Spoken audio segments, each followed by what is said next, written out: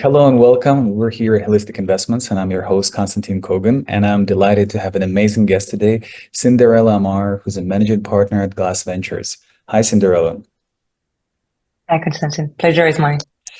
It's really exciting. We met at Paris Week. We met in Dubai multiple times in different conferences. You're speaking everywhere. You're all over. I know you were gonna probably meet in Consensus as well, right? So, I mean, you've been in this space for quite some time, and it's really, really interesting to pick your brain on the Web4 journey, right? Which is going to be the thing that we're gonna reveal today. But prior to that, traditionally, by the way, we need to throw a legal disclaimer that this content is only for informational purposes. You should not construe any information or any material as legal, tax, financial, or any other advice. So now we're off the hook, right? So we can talk That's about it. a lot of things, right? But I first want to ask about your personal journey, right? So you've been in the space for some time, and I'm talking about like traditional space, right? You've been in fixed income desk. You feel like for one of the like top banks. You've been in different regions ranging from Hong Kong, France, and many other regions. So tell us about how did you even get to the Web3 world? I think the beauty of the Web3 is that everything happens online, right? It's so decentralized. Whereas the traditional markets, any businesses in traditional markets would be, you have a headquarters somewhere and then you try to scale your game and go to different geography, right? So I have to say that be always grateful, as I say, right? Don't ask questions, be always grateful. My journey in the traditional world took me to where I am today in the Web3/Web4, and we're going to talk about it later. But yeah, I've been blessed I've lived in more than 6 countries, right? With very different flavors and colors and you name it, the free world. And I've been working in capital markets for about 15 years. I always say it's never been truly a passion, and I always speak my truth, which is the truth, obviously. But it's never been something that was not buzzing, right? By doing it, I was buzzing by setting up new businesses, though, right? I was like what I like to call a hunter as opposed to a farmer. So I was just like, on the look for new businesses, new jurisdiction, new things to do with new clients and so on and so on, right? So this where the excitement was for me. So I was a bit of an entrepreneur in a sense, right? In that field of capital markets, but a lot of things were dysfunctional. And, I'm speaking something that people are going through every day still. That's the customer pain. And then you have the customer gain. And the customer gain was the day I met with the blockchain. So I was extremely lucky back in 2016, and there were, I would say, funny enough, it was two French banks.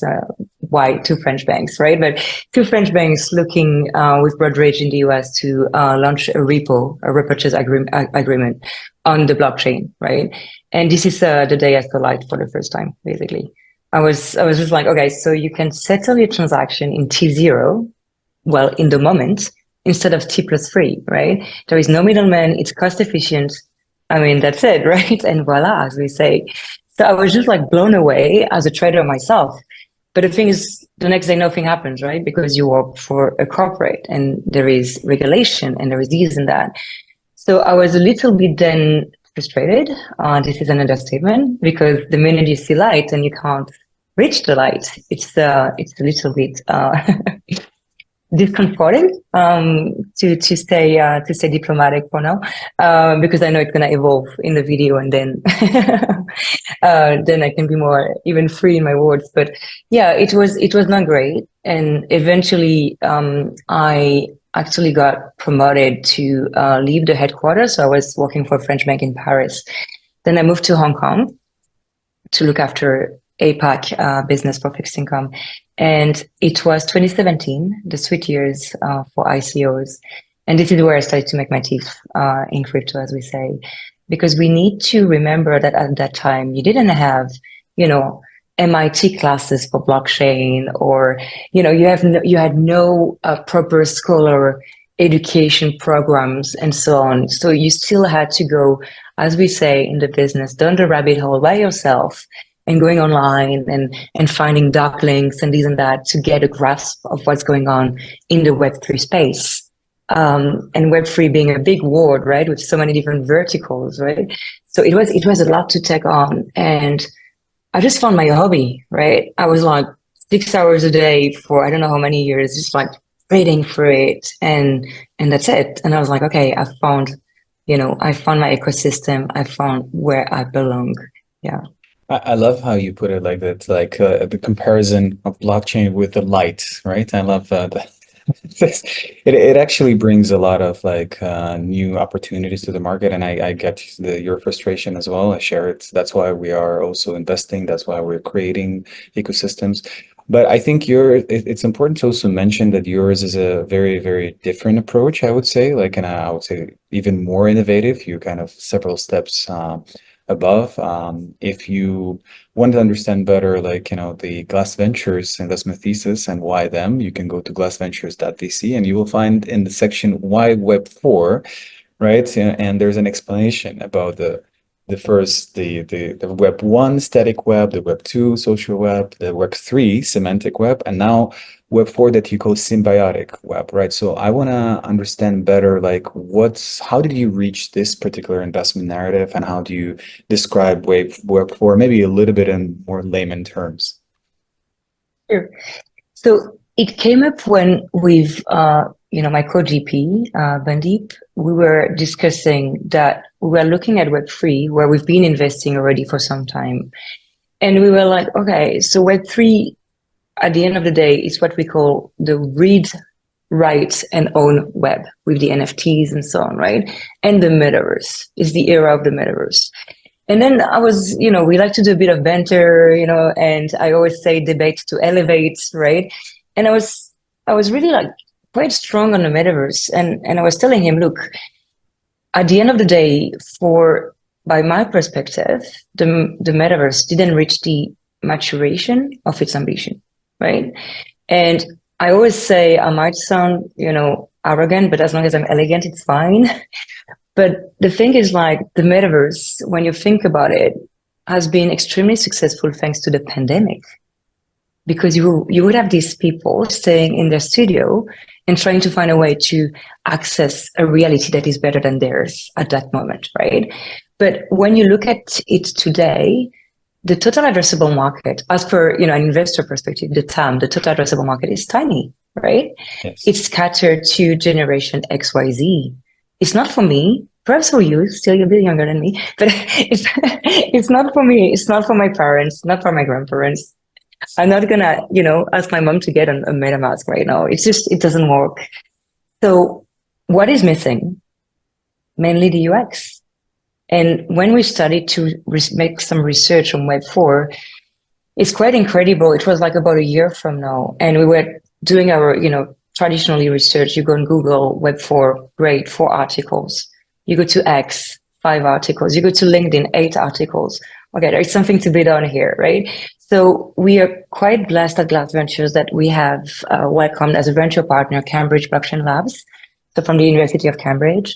And these guys are doing the deep tech due diligence for us, right? Which is extraordinary in the sense of like being quite certain on the technology backing all these startups, right? And eventually we did this research with them on Web4 and the Web4 narrative, as you said. And eventually we came to the conclusion, if I have to explain Web4 in just one sentence, is basically the venue to get mass adoption for Web3. Mm-hmm. So the Web4 is the next layer. So it's all the application layer built on top of Web3 that are actually more accessible for the markets.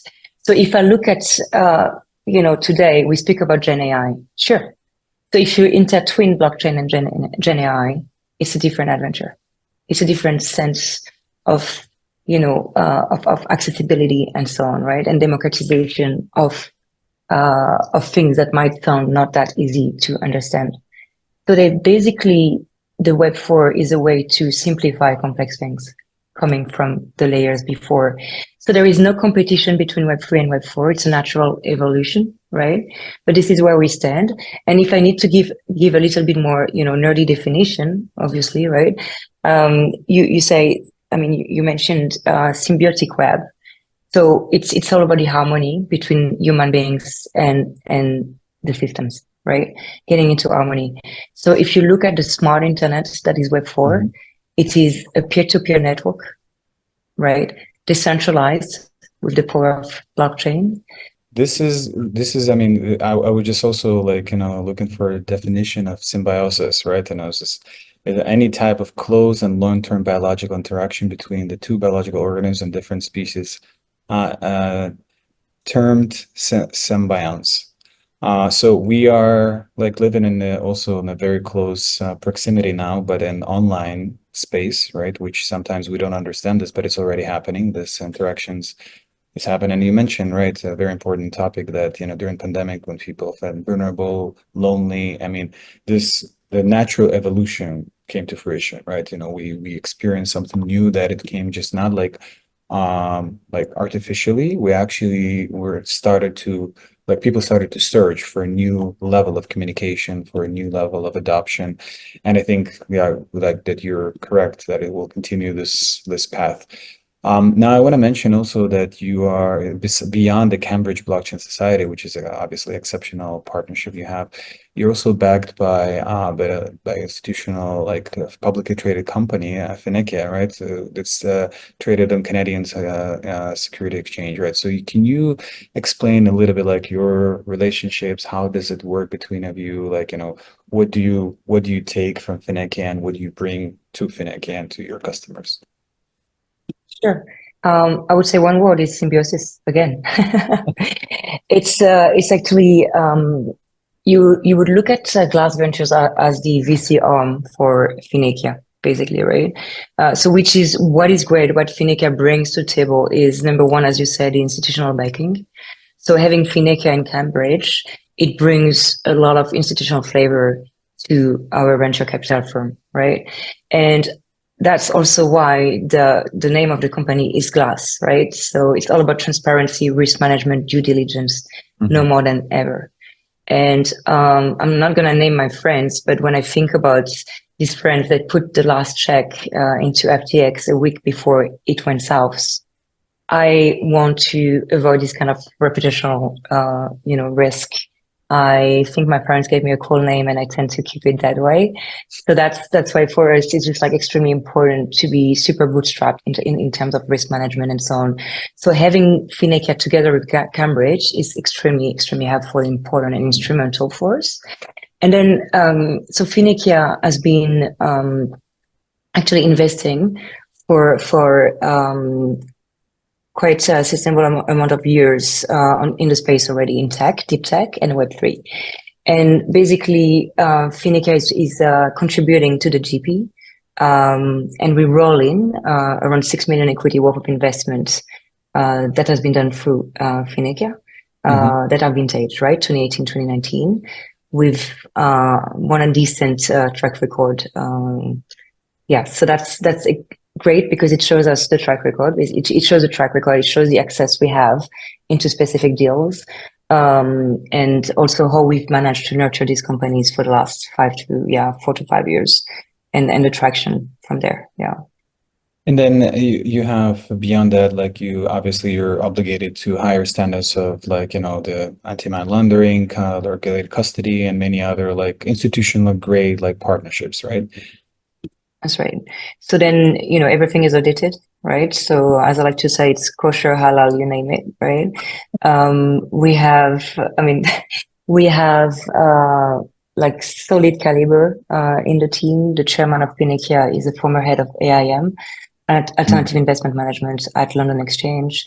CFO has been, CPA, working in different hedge funds and so on. So it's extremely solid team. And it works phenomenally. No words. The most important that it works, right? So that's so we've heard about like, why you guys and obviously exceptional team. Like, so let's talk a little bit about your investment thesis. Like, what criteria do you prioritize while considering a deal to invest in? Sure. So we invest into two folds, right? So one is we do early stage of Web4 that I mentioned before, and happy to, elaborate even more at some point. But so one is early stage Web4. The second one is potentially some early stage Web3, but also growth stage Web3 we see companies that already generate revenues, need a bit more, money to scale that game, go international, you name it. So they already proved they attracted that community, they generate revenues. So this is where we go also to de-risk the portfolio, right? So this is, given our background, we're very sensitive to really to be extremely controlled in terms of risk management, even in terms of like the investment thesis and so on, right? And investments we're Is making. there a minimum revenue that will be a threshold for you to review? Not necessarily, because there is much more on the table than just revenues, right? So basically, the funny part is, and to give you even more grasp into Web4, but when you invest in Web4, the beauty of it is when I see a startup that I can label Web4 per our definition, because we're here to define a new category for the market when nobody spoke about it before, right? So when I label them Web4, I basically, if I, in my retail, individual, private, you name it, capacity, I see this company and I look at it and I'm like, oh my God, I want in. I want in. So if I want in that capacity, I see mass adoption and I see the dollars, right? So the beauty of the Web4 is that they have created the product fit. They're creating it. The same way you don't know ChatGPT the day you met him, he, she, it, you call it. The day you meet that technology, you want in, and it's your best friend, right? So it's all about these companies creating the product fit for mass adoption, and this is surreal. And it makes your life easier as an investor. Because as opposed to Web3, and again, I'm still investing in Web3, don't get me wrong, as opposed to Web3, where I'm like, okay, so what's the TAM, the total addressable market? What's the product fit? What's the, go-to-market strategy? The capacity of the founder to execute, right? To attract a community, to drive a launch. There is a lot of what if, Of right? course. So in a way, the Web4 investment thesis makes it's way easier if you can see something that you know is going to be so disruptive at a society level, right? And then, thanks to Cambridge labs, we can actually make sure the technology is real. It's not just like a nice white paper or just an idea that can't be executed, right? But if it's real, then it's just like a no-brainer. It's just you get your stars in your eyes, and you're like, okay, when are we starting? Where can I sign? Right? It's phenomenal. Yeah.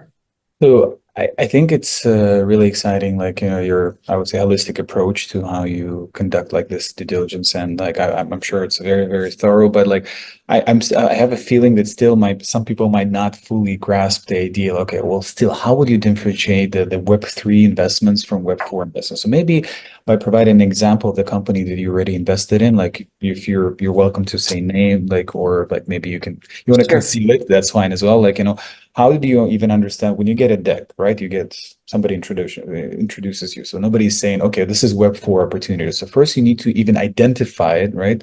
So can you guide us a little bit on the process? How do you like analyze? Let's imagine the founders are ready, amazing pitch deck, amazing founding team. They already have some traction, but then how would you even identify that this is Web4 opportunity?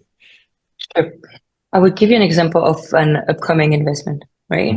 I'm extremely bullish on. Also, when you say, what do you look when you invest? You also look at people, right? The same way I'm expecting LPs to invest in a fund such as, or our fund, let's say, I expect them to look into the founders, right? So it's all about the people. Are they able to execute? But also, what is their track record? What is their background? So there is this company, and the gentlemen have a very, very strong background in traditional markets, but also in crypto, and have already had some exits, right? So this is always quite good signal that they know how to make the magic happen. So it's not their first rodeo and so on. So this is something that obviously you value a lot. So these gentlemen have set up a company called ProMeet, PROMEET, right? And basically, it's a new way to disrupt positively what's happening in the sharing videos in social media. So if I look at Instagram, and you put your stories, and it's you, Constantine. I'm sure you have like way more followers than I do, but let's say you have like 700 followers in your private accounts. These are your friends, right? And you have this opportunity to go backstage at a concert or at a soccer game, right? And imagine you have this opportunity. Now you're gonna take a video. So I don't know, what's your thing? You're into soccer or tell As me a something. person who was born in Europe, yes, I am. Okay. So imagine that, you are the final, I don't know who's going to be playing because obviously I'm not that big in soccer. I used to be, but not yet, not anymore. But let's say you're going to see Mbappe, right? That's the Backstage front, and you get yes. to chat. Good, right? Good enough. So he's still around, right? Yeah. Oh, yes, it's very around. Very much, very much. Yes, so he's pictured in the news this morning. So you would see Mbappe backstage. I mean, in I don't know, in the locker room, and eventually you have a little chat with him, and you can video it, right? And instead of like putting it on your Instagram, accessible for 700 of your followers, you're just gonna send a link to 20 of your best friends that are super like big fan of Mbappe, and that link is gonna show that live video, but at a cost, and the cost would be like $2, right, or 50 cents dollars or whatever. So basically, anyone can become their own KOL, their own influencer. The beauty of it is that I want to believe that sometimes we have access to things that influencers won't have access to, as the beauty of this industry where we get to network and this and that, we get access to some stuff sometimes that some KOL and so on wouldn't have access to, and we won't do any product placement or what. We're just like, it brings a bit more of genuinity or authenticity to sharing these videos, right? Mhm. And eventually what happens, or just imagine you happen to be somewhere and eventually you turn your head and Obama is there. And you're just like, and you move him or whatever, right? So just imagine how powerful is that, and you can now monetize your video streaming, right? So it can be to so many different users. I'm speaking about like being backstage at a concert, at a soccer game, whatever. But it could be just like randomly walking in the street and bumping into someone that some people would have, want to see them in their life and so on. And that's extremely brilliant and powerful. So no, all of it is done on the blockchain. It's encrypted the same way your WhatsApp is encrypted. So as you know, WhatsApp knows who issued a call, who received the call, the length, but don't know what's inside, right? So that's the same way with Promit. The Promit guys have no idea what is being, streamlined, but they know who is issuing, who is viewing, right? And then you decide if you want to make it public, your link. You can put you can put hashtag backstage, hashtag Black Eyed Peas, whatever, right? And then maybe it becomes public, and you start to have a flow business coming from it, and so on, right? Mhm. So you have the blockchain component. At some point, they're going to be more tech integrated to it, potentially Gen AI, and so on and so on. So yes, we do view it as Web4 because it's a new thing. Anything that is bringing new tech or disruptive of existing tech, for me, will fit within the Web4 definition. If I were to wear this devil's advocate hat, like I can tell, like Yes. I can tell that, well, you know what, with this logic, like you can say that any Web3 projects per se, right, also is very disruptive and also very innovative, right? So Right. it would be hard to differentiate, like, so let's say like somebody's building a layer one solution or layer two solution or in a marketplace or something like, Yeah. how can you still like say, okay, well, this is still Web3, but this is Web4, right? We UX. elaborate more. UX. UX. Okay. UX. Yeah. It's all about the UX, Mm-hmm. and anything needs to be seamless. So I invite you to download the Promit app. You go there. The second you're there, you just like live stream, send a link on WhatsApp to someone, get the money in your wallet. Wow. Done. There is nothing complicated. No It's friction. just like no friction, no nothing. It's just not Mm-hmm. even, you don't even need a user guide. You don't need a salesperson telling you how to use it. Nothing. You just go, and it's just like so simple, so easy, seamless. There is, Got it. yeah. So the key, what you're saying essentially is that the killer kind of app and I would say the solution that we're searching for as an industry is this seamless user experience when users might even not care that this is blockchain technology. They would just use it. They will benefit from whatever they're using. And the fact that on the back end, there is like distributed ledger technology, like where something is happening, like some magic is happening, that would be already unnecessary information. The most important that it'll be intuitive, easy, and actually will solve their problem, right? Yeah. Okay, so essentially got it. So UX is like they I would that's finally we got to this part, like which is like I'm also like a big proponent of like design thinking and everything that is happening. You see, we even have a Yes. I love that that. was amazing. But Um, you know the best. I don't know if it works on Zoom, but this is the best.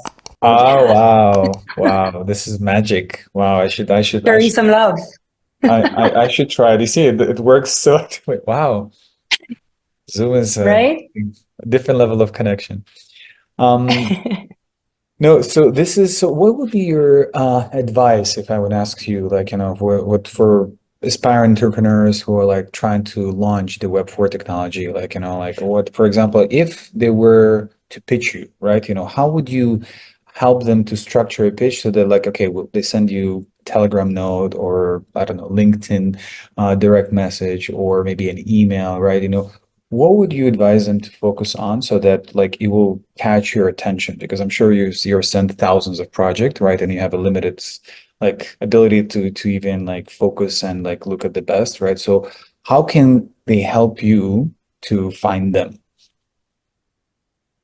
Look, it's as we say, especially in this industry, it's all about the narrative, right? And the storytelling is super important. Because often you would see projects that they will speak with you for 4 hours, right? Being extremely nerdy and passionate about what they do. And at the end, you just say, okay, so what you do is this. And then like, oh, wow, that's very well articulated. Yeah, thank you. It's just like it's extremely important to be able to articulate what you're doing, right? Because again, you're looking at attracting a community. So if what you have to offer can be the most amazing product on earth, but if you're not able to explain, right, to democratize it, to make it simple, it's gonna be tricky to get this adoption, right? So the easiest play for me is always where's the customer pain, and it's good that it comes from someone who's been through that pain because Hmm. then you get some empathy, right? So where's the customer pain? Where's the customer gain? Right. How did you work the magic? And then how did you get it? With what technology? What enabled you to get the magic? Right. So that's in a sense, it's just like as simple as that. That's all you want to understand and to know. Yeah. And that's it, right? It's Yeah, the most exciting pitches what I've heard, actually, you're totally correct. Is the founders who actually went through similar pain, or some of their relatives or close people, people, partners, and they actually know it from inside. They've experienced this pain, so the need of solving this pain comes organically with their passion, with their life, right? That's something that's part of them. So they want to contribute to society to actually solve it, and that's what drives them, and that also gives you a lot of like confidence that what when this person needs to work abnormal hours, like crazy hours, like I don't know, for years and years to come, right? You know that only crazy people are capable of doing this, right? So, or people who are super passionate, right? So sometimes it's both. So, so yeah, I that's a very, very good advice. I'm just curious, like, do you see some other like trends like in the intersection of like this Web4 revolution that you were talking about? Like some of the trends that you can share is like obviously, the advent of AI and or IoT, like, they're now like using a lot of blockchain technology. Like in your perspective, what are the trends that are coming, at least for this cycle? people are gonna be surprised if I say quantum computing. Because a lot of people think, it's a unicorn in the sense of like, is it, an invisible butterfly I'm trying to catch, right?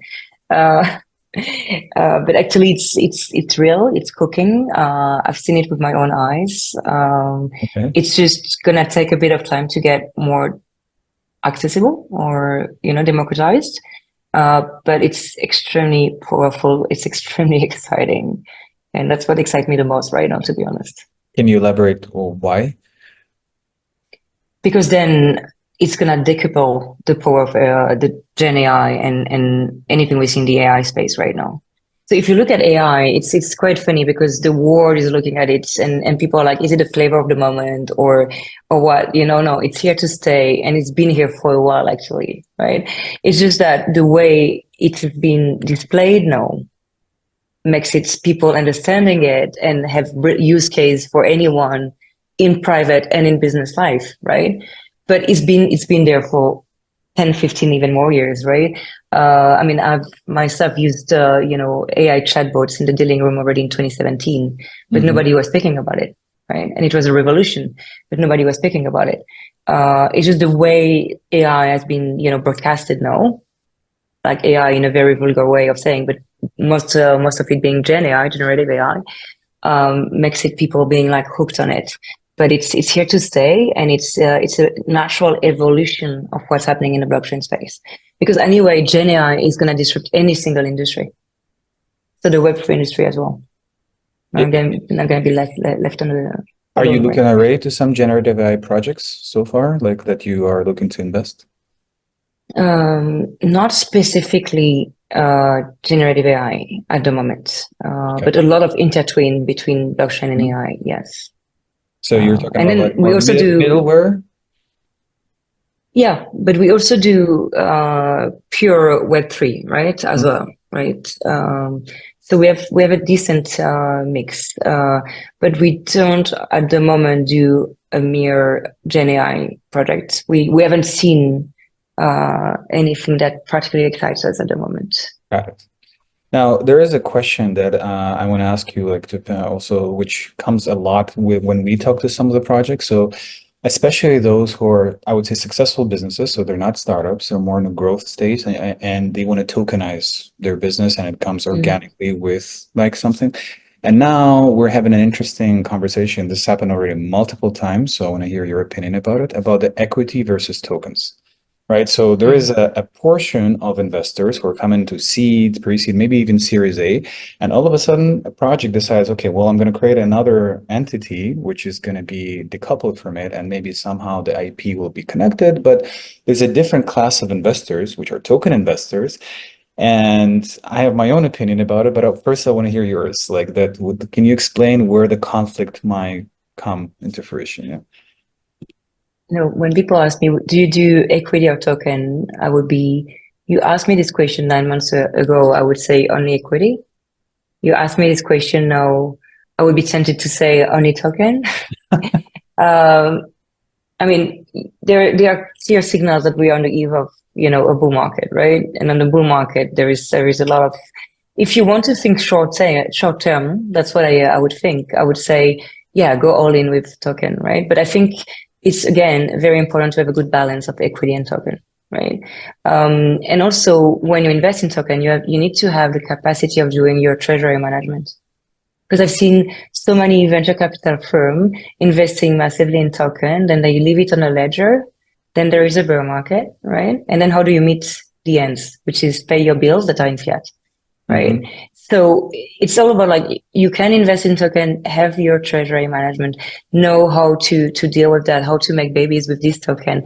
Don't leave your treasury at the bank and pay holding fees forever, right? It just doesn't make any sense, right? So that's what I want you to say. It's just like, you invest in token, but make sure you know what to do with your tokens, right?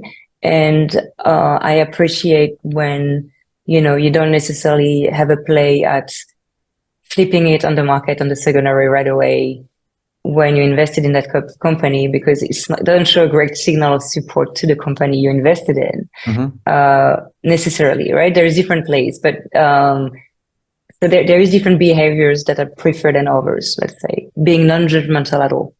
It's a free So country. you invest in both, in equity and tokens, right? So we clarified this part, but I will specify my question, right? So imagine there is already, I don't know, let's just for the sake of example, 10 equity investors, and this business is successful, generating revenue, and they're happy, the company is like raising another round. But then all of a sudden we have another entity created using the same IP, the same technology, everything, almost sometimes, most of the times, by the way, a lot of the same team, right? And then all of a sudden, we're seeing that this project also raising a separate round, right? But only for tokens. Now, basically, they're also expecting the TGE, right, which is token generation event, like listed on some of the top exchanges, blah, blah, blah. So that's already a very, very clear path to exit for token investors who are using like a lot of the kind of narrative and the assets of the holding company. Now, the equity investors themselves, right, they don't have token warrants sometimes, right? And here comes the conflict. They're asking like, guys, like, why wouldn't you provide us this opportunity, this chance, right? So how do you deal to make sure that the expectations and I would say the incentives of both different types of investors are aligned? But then as a founder, you mean? Yes, correct. As a founder. It's a lot of if, right? Because it's also gonna also depending on the tokenomics, it's depending on the utility of the token, if there is any, right? That's a lot at play. Depending on what this token, if it's a new token launch, what this token is gonna bring to the table, because like the IP is already there, the technology is already there. You already have a community, I imagine, because you already have investors and so on. So Correct. you're already a bit advanced and so on. So it's gonna really depend on all of that. So as a founder, I would say you need to be to treat somehow your LPs equally, right? So then there might be a play if you had first investors investing in equity and eventually now you're doing a token and there is token investment possible, you should be able to offer to them at first a possibility to engage with the token side of things, right?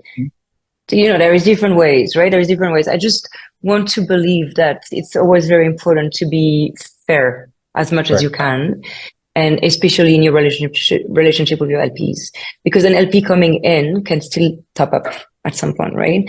So it's a long-term relationship. There is no fast, relationship in this business. It's all about the long game, strategic patience. Yeah. So just the advice. But I'm keen to have your view. Right? Yeah, no, I agree. I think it's fairness is 100% important. This is to make sure to compensate, like, whether you're doing it, like it should be either token warrants, right, which you offer to the equity investors or vice versa. You should make sure that there is some kind of like royalty or whatever the model you establish, which, as you mentioned, based on utility when it makes sense. Also, a lot of things are very important to take into consideration about on the legal and compliance side of things, right? Especially if you're, let's say, in jurisdictions like United States, then you have to be even extra careful what you're doing, right? And where are your investors, right? To make sure that, it's cross-jurisdictional and it's compliant. Those are also like, they're boring questions. They're not sexy, but like, they're like incredibly important to make sure that like on a long run, as you mentioned, like it's safe, it's transparent, and it's aligning the long-term incentives for all the parties. I was listening to a podcast of Vinita Khosla, right? So he has this funny quote that an investor is a co-founder you cannot fire. So like, I loved it. So essentially that's it, right? Some of them might have a substantial part of a piece of your business. So you should take into account, because a lot of time, as you mentioned, they might have board seats. So you have to consider them seriously, right? You have to make sure that they're happy. So basically what you said, just from a different perspective. I like it. I would go even further than what Vinit said, is when you leave the corporate world and you go to be your own entrepreneur and you think that's it, right? There is no one, I don't have any hierarchy, and I have no one to report to. I don't have a boss anymore, right? This is freedom. The reality is that your investor is your boss. There's always going to be, a higher instance, there always, right? So it's even further than that. You still have a boss, and it's your LP, actually. It's your investor. I would rephrase Spider-Man. I would say with big money comes big responsibility. So this is it. Yep, exactly, right. So yeah, that's why I would just like implore the reason why I'm raising this topic because I see incredible projects that are coming in and they're really excited to tokenize their business and it makes a lot of sense for them to do it. And just like I'm having this discussion, like hold your horses, just like make sure that whatever you're doing is not going to jeopardize your venture in the future, right? So um as opposed to other advisors who are just saying, yeah, let's go, let's raise some money in crypto. Woohoo. So yeah, so those are very different approaches, and I love that we share the same view on this. Any like I was just like also researching some of your portfolio, right? You know, so you also deploy to funds, right? So not only you know companies, but you also deploy to funds. Can you explain a little bit how this strategy works?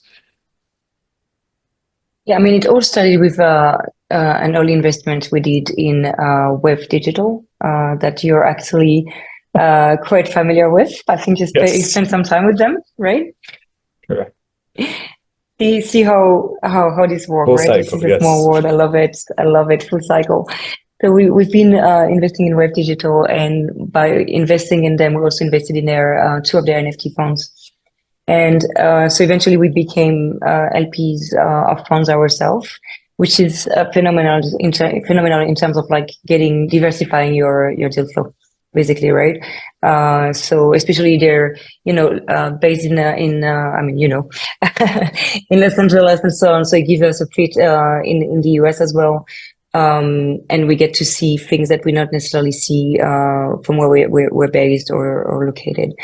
So this is quite good. So there is a few fund investment we did like that, and that get us being indirect investors in very good names, like OpenSea or Casper, Optimism, and so on, and counting. So we are so that has been a good way for us to diversify as well.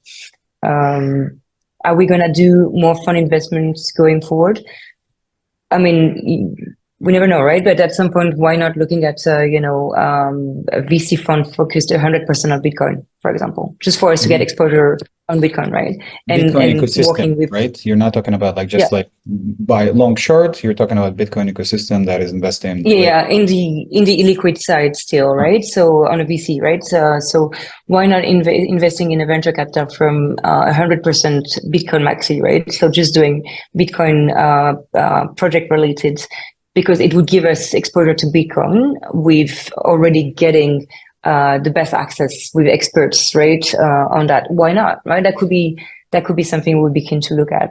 The same way we see some VC coming to us and be like, look, you have quite a diversified deal flow. You see things we've never seen before. So we want to contemplate to invest in you guys. It's a little bit of economic intelligence when you think about it, but it's Mhm. great because we also give our LP access to co-investment. So the minute we invest in a project, we're happy to fight to get them an allocation as well if they want to double down on that investment. Yeah. So they would invest by definition by being our investor into that company. But given the fact that they can leverage on the DD we did, the due diligence we did, and this and that, and if they are bullish then on that company, they can double down and coming in their private capacity as an investor, and we would fight for them to get an allocation, right? So that works nice. I mean, that's the traction we're seeing. Seeing some of these VC guys coming to see us, or some crypto OG coming to see us, and be like, okay, your investment thesis is very interesting. We are seeing things we haven't seen before, so you get even more access than we do. So that's why we're keen to put a check into you guys, right? So, and it's I like it. It's quite healthy cycle actually. It's again alongside with the synergetic and symbiotic effect, right? So you amplify each other and you make sure that the deal flow is shared and you co-invest together, you help projects on different levels. Yeah, so it makes a lot of sense. Now I also want to ask you, like, so you're going through fundraising like period right now as every VC. So people think that, oh, VCs are typically taking money from trees. You know, there's like super one rich person or one family office or conglomerate puts the one check and everything is cool. Well, it's not. Guess what? VCs are also like startup founders. They have to go hustle, like talk to partners, attract the new capital. Now, if you were to give an advice to an emerging manager, right, was also trying to launch similar VC fund, and they're smart guys, like, it's usually a group of people, right? So what would you advise, like how to approach this task, right? You manage obviously this intelligence level, like that you kind of find the synergies on the deal flow, but maybe some other pro tips. To get fundraising. Yes, to get fundraising. So obviously the first level is to get an anchor, right? That's what most of the people kind of understand. Like, and yeah, typically obviously you have to put your own money. Like in my experience, when I was in fund of funds, what we were looking at is like at least like 5%, like of the capital, because that just puts your skin in the game, right? But then beyond this level, okay, so you reach this level, you already like have, let's imagine 10 to 20 million, but you're raising 100 million, right? So what are the next steps when you go out and you present, like you're very professional at it. So I'm sure like some emerging managers would love to hear your opinion. Sure. I mean, it's the first tip is go out, get out, get out there. It's all about word of mouth, right? And the beauty of this industry is that there's two plays. One is it's still a bit of an incestuous play, which is crypto player to crypto player, right? So if your value proposition works the same way, I believe our value proposition echoes with even crypto OGs or IT mogul, because it's all about the access we're giving, right? So if it works, then definitely go out there, go to all these conferences you mentioned before, where we engaged a few times, and we will for sure in the future as well, and spread the word, right? And then the beauty of it is that no, we are finally getting the maturity for old money to make new money. Finally. And I think the ETF coming in, the Bitcoin ETF coming in and so on, has allowed to bring some peace, right, into the old world, looking into the new world, being worried about it and so on. But finally, the bridge between traditional finance and digital asset has been set up, at least, right? What's the traffic? It's coming. The traffic is coming. So basically, right now, there is also a good narrative around getting traditional investors coming into the space. When I say right now, is like, don't look at 2022 or 2023, right? Because between the macro, environment and the geopolitical environment and the crypto environment and anything that happened in 2022, not to forget that 2022 was a massive blow up of the psychology of the whole industry. We had 4 crises equivalent of 2007, 20x, right? So I can tell you PTSD much, and then created a huge trust crisis in the old world, even though most of it was a fraud, and a fraud can happen in any industry. It is not related to blockchain. Right. But people that are not, into the space would be like, oh, this is crypto, the bad guy, and so on.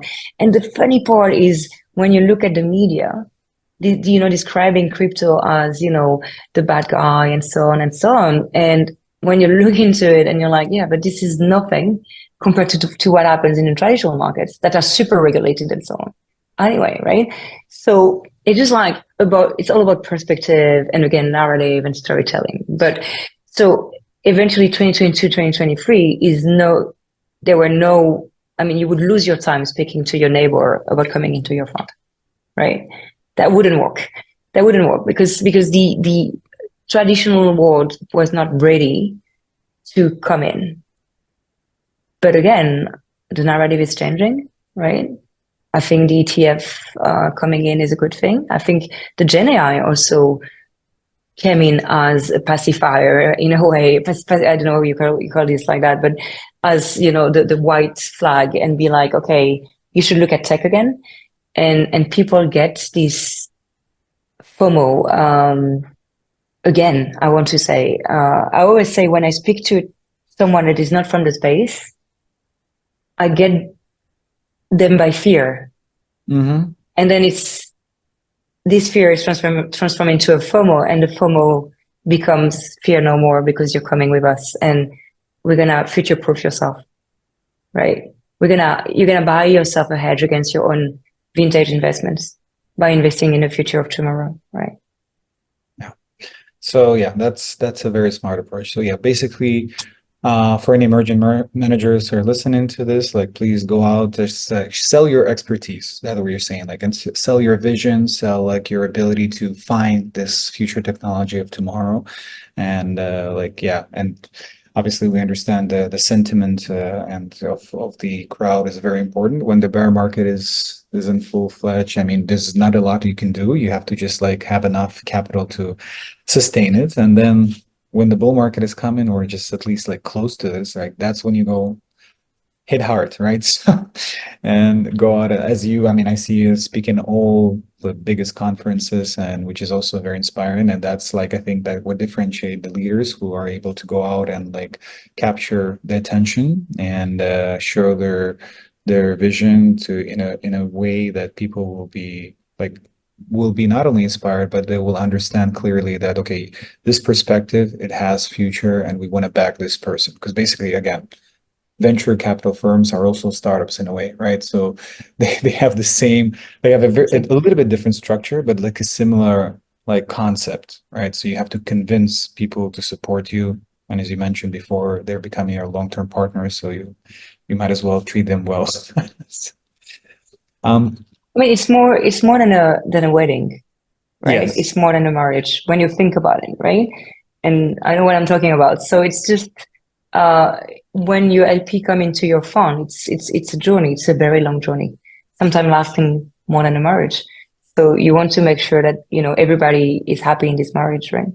100%, right? And you obviously know about it. You have three beautiful kids. You know, you have a successful career. Like you're a very balanced person, I would say, right, from this perspective. So that because people say that like normally venture capitalists they work like crazy. Yes, we do, but at the same time, like to stay sane, like we have to commit to the real world, to meaning like family, to live a different life, and with this, like I Trying to want be to. grounded.